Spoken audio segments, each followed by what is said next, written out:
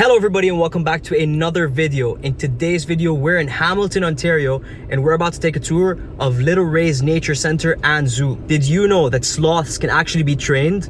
Stick around, you're going to want to see this. Little Ray's Nature Center is one of the largest exotic animal rescues in North America. Over 80% of the animals here are rescues, and you can tell the moment you step in that this place is run by an incredibly passionate team of animal lovers. The care, dedication, and attention to detail are just amazing. One of my favorites right off the bat was this caiman lizard. The enclosure is beautifully set up with plenty of hiding spots, but this guy wanted to be front and center, basking and just chilling where everyone could see him. What an incredible species. Next up, we have this beaded lizard. This species was another highlight for me. The first time I passed by, he was asleep under the substrate, but when I came back later, lunch was served. I probably sat there and watched him eat his eggs for 20 minutes. Such a cool experience.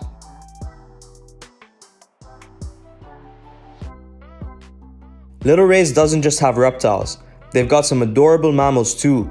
Check out these ferrets. They were out being socialized while I was there, and you can tell they were absolutely loving the attention. Speaking of non-reptiles, how cool is this barn owl? This is a species that is native to Ontario, but I've never gotten a chance to see one until now. Now, let's get to the fun part. Did you know that sloths can be trained? Because I definitely didn't. Sam, one of the zookeepers here, is about to do some training with one of their sloths. Let's go check it out. So we do daily target training with all of the sloths. Just to make sure that they're, for one, getting their exercise. They're quite lazy, as sloths are, and they tend to move around a little bit less in human care than they do in the wild, because obviously they're not, oh, we haven't finished chewing, I'm sorry.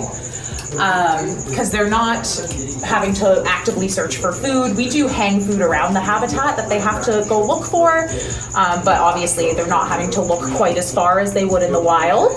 So we just want to make sure that they're climbing a decent amount each day, making sure that they're staying nice and healthy. But it also helps too if, say, we need her to be in a certain position for our veterinarian to look her over, for any sort of checkups and things like that. We can use the target training as a tool to kind of get her where we would like her to be.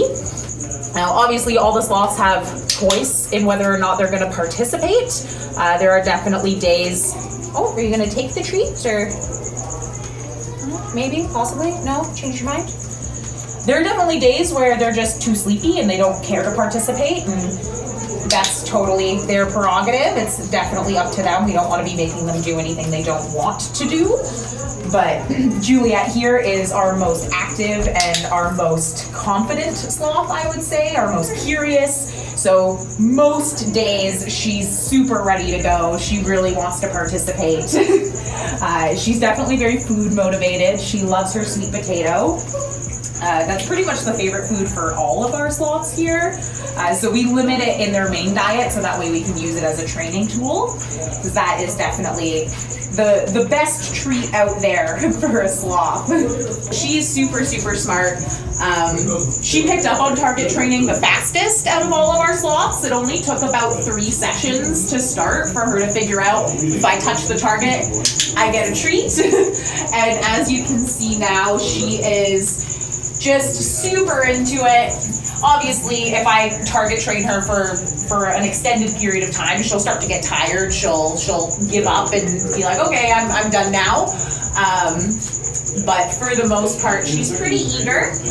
So I'm hoping that we'll be able to use the base of the target training to start doing things like crate training, as well as training for voluntary nail maintenance. Because obviously with their nails, we want to make sure that they're not getting too long, so we do have to file them back every so often.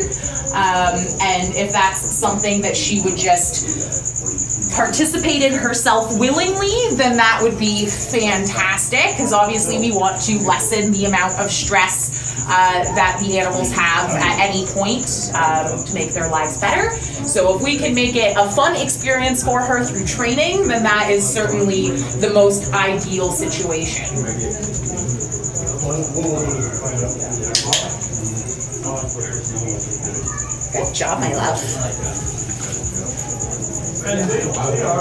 Okay, you make it over here. You can do one more boop.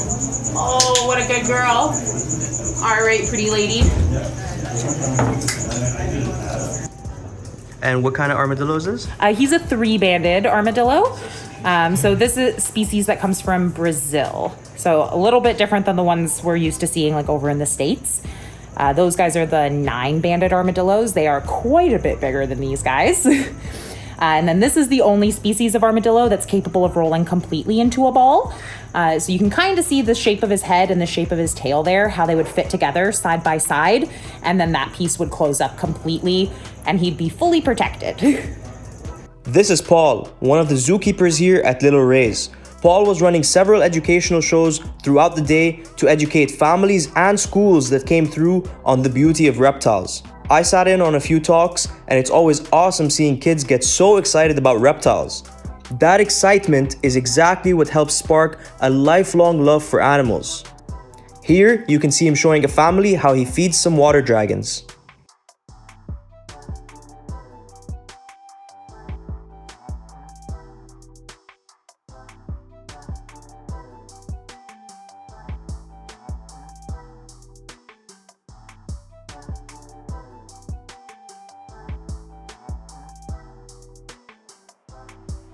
If you watch this channel, you know I love arachnids, and Little Rays has a whole wall dedicated to them. Check out this awesome tarantula wall.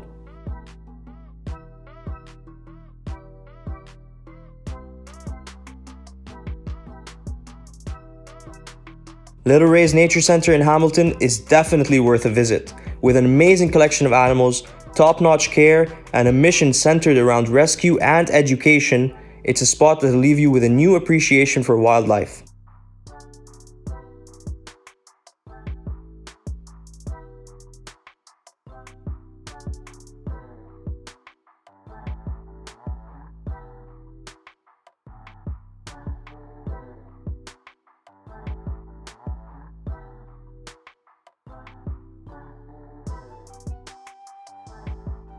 And that's a wrap on another incredible zoo tour.